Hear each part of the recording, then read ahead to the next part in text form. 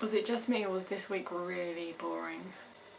I started making notes when I watched the show to help me with these recaps, and this week I made a grand total of 4 bullet points, which really says all the things I thought about the show.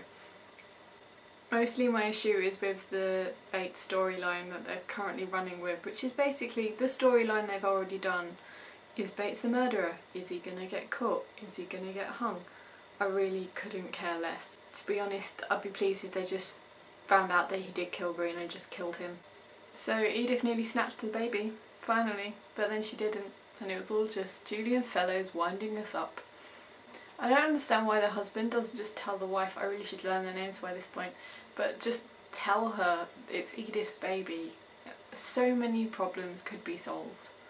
Edith and Mary were on top bickering form, but especially appreciated Edith turning around to Mary and being like, yes, why don't you show us your sketches? I just love it when those two are just getting at each other. Like, nobody bought that story about Mary going on a sketching holiday. Since when did Mary have friends that were girls? In fact, when did Mary ever have friends? Sprat is just so creepy. I don't understand how anyone can be so creepy. The great joy he took in telling the Dowager Countess that he'd seen Mary in Liverpool was ridiculous. Thankfully, the Dowager Countess is a lot quicker than Mary is when being confronted with that story. Mary, when being told, was just like a rabbit in the headlights. It's like, if you're going to come up with a story, be prepared for people to question it. She literally could not have given it away more with her facial expressions. This week's Thomas roundup. I'm not even entirely sure what happened with Thomas in this episode. He phoned up a magazine to ask them about an advert they had for Choose Your Own Path. And then, did they not say anything else about it, or did I just zone out and miss what that was about?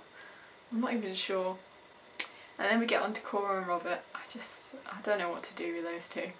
Bricker invited Cora to the National Gallery, so obviously Cora then invited Robert, and Robert said no, so I don't know what his issue was there.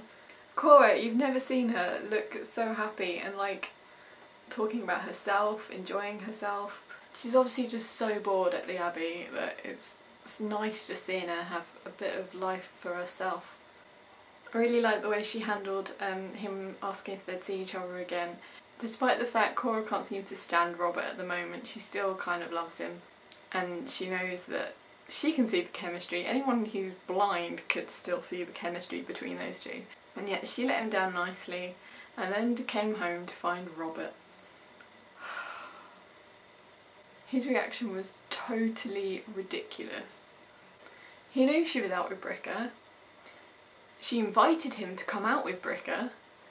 He wasn't supposed to be there. Why was he in such a massive huff? At no point could Cora have ever known that he was waiting for her and that he'd planned this surprise for her. He had absolutely no right to fly off the handle and just be ridiculous. And good for her for just saying bye, I'm out, I'm going to bed. Rose's Russians were absolutely crazy, but I loved Granny's old flame with the fan. And I loved how much Mary got to gloat and just full on be like, told you so. You can't judge me. You've clearly had something with this man. They wrapped up Baxter's story.